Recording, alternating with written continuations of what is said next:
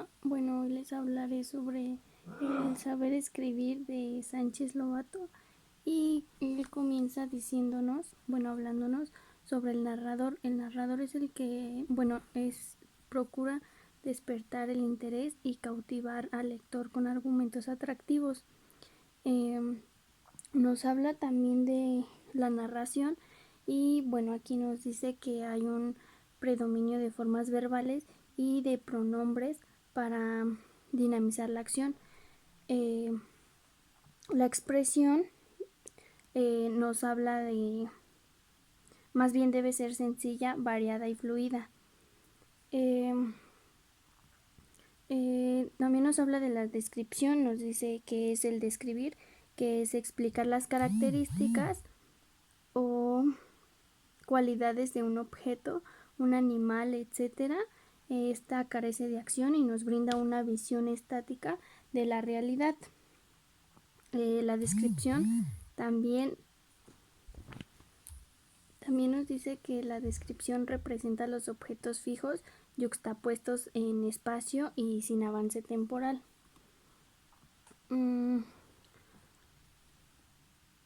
Bueno, después nos habla sobre la analogía. La analogía pues es una estrategia discursiva que consiste en explicar las características de un objeto y compararlas con algún otro con componentes similares. Bueno, aquí nos decía también que la descripción suele incluirse dentro de la narración, puesto que normalmente actúa como un soporte. Cualquier objeto o parte de la realidad puede ser objeto de la descripción. Nos menciona como dos tipos de descripción. La primera es por lo que toca al objeto y sujeto de la descripción. En esta se encuentra la descripción pictórica, la tipográfica y la cinematográfica.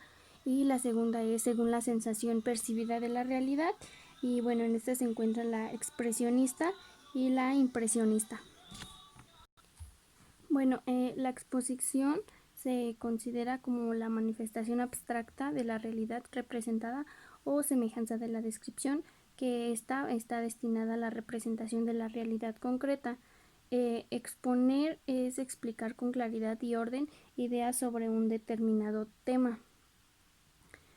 La exposición es un escrito donde el autor presenta y explica diferentes aspectos de un tema. Nos mencionaba que la exposición puede ser tanto de forma oral o escrita. La argumentación es una forma de expresión que presenta opiniones, hechos o ideas sobre un tema expuesto o con el propósito de convencer o persuadir al otro. La argumentación pues consiste en interactuar, insistir e intentar convencer a otro de una idea o punto de vista de un tema. La argumentación escrita se construye como respuesta a posiciones contrarias. En una argumentación académica, por ejemplo, se observan los siguientes pasos. El primero es el planteamiento, que es la propuesta de tesis. El segundo es la regla general, que es el argumento. Después viene la contraargumentación, que es el contraargumento o la refutación y argumento. Y finalmente la conclusión. Bueno, existen algunas cualidades presentes en la exposición y la argumentación. Estas pues es el orden, la claridad, la exactitud, la sencillez, la objetividad y la solidez. Después en la lectura nos habla sobre el currículo funcional. Y primero por el currículum vitae, que bueno, tiene como las características de ser breve, claro, estilo impersonal y la ortografía. Eso es muy importante para el currículum vitae. Después nos habla de la carta de presentación y de igual manera tiene que tener brevedad, lenguaje, destinatario, ortografía.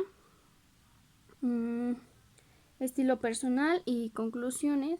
Después nos habla del informe. Es la recolección de datos y el contenido debe ser variado.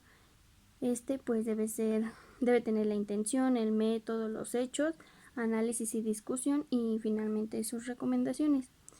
La estructura de un acta, aquí no lo menciona, que debe tener título, datos de la sesión o asistencia, orden del día, desarrollo, acuerdos tomados y finalmente cierre y firmas. De igual manera nos habla sobre la nota, la presentación, el memorándum, la memoria, el resumen, el subrayado, el esquema. Y bueno, la nota es un documento en el que exponen con brevedad el contenido de comunicaciones extensas. La presentación es la síntesis que reproduce un espacio más reducido los puntos básicos de un documento muy amplio. El memorándum, este es un texto breve de 1 a 3 páginas en el que se anexan y examinan el proceso de desarrollo y los resultados de una actividad o de un proyecto en curso. La memoria es un escrito en el que se resumen las propuestas de funcionamiento de un proyecto o un plan de trabajo. El resumen es la acción de resumir. Pues implica sintetizar aquello que un texto nos dice. Y después es el subrayado. Consiste en subrayar y esquematizar a la hora que se va leyendo aquellos datos o ideas que se nos hagan relevantes o importantes. El esquema nos ayuda a visualizar ideas principales de cualquier texto y bueno, la relación del resumen consiste en la extracción de ideas esenciales. Después nos habla sobre el ensayo. Bueno, nos dice que se utiliza más en la cultura moderna hoy en día.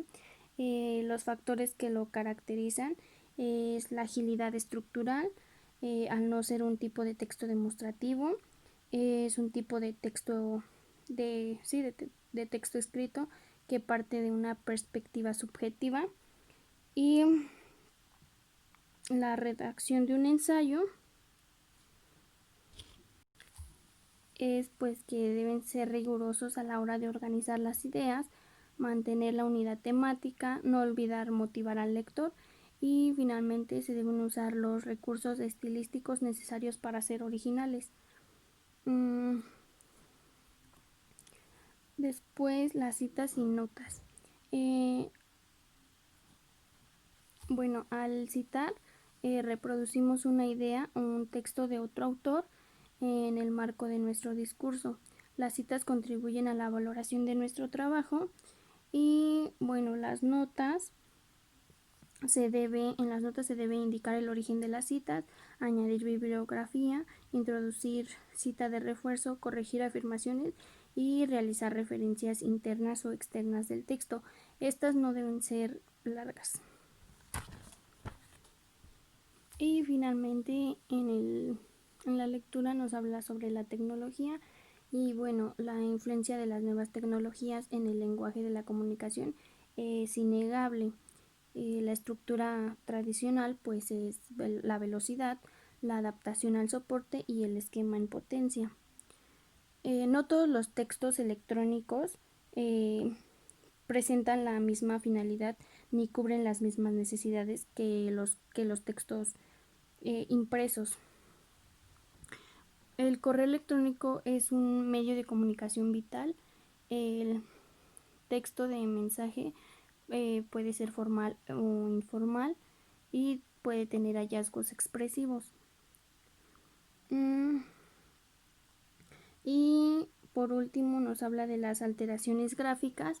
Bueno, estas son el cómo nosotros escribimos los mensajes. Por ejemplo, repetimos letras al escribir un hola o un jaja, un jeji, un jiji. Tienen sus significados.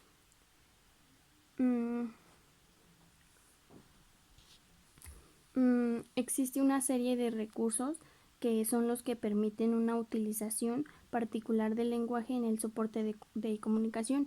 El primero es la elipsis, la segunda es la alteración ortográfica, el tercero es la importancia tipográfica, el cuarto es la transcripción literal de la pronunciación, el quinto es la sustitución léxica por onomatopeyas y el último es uso de emoticones. Y pues eso es todo. Gracias.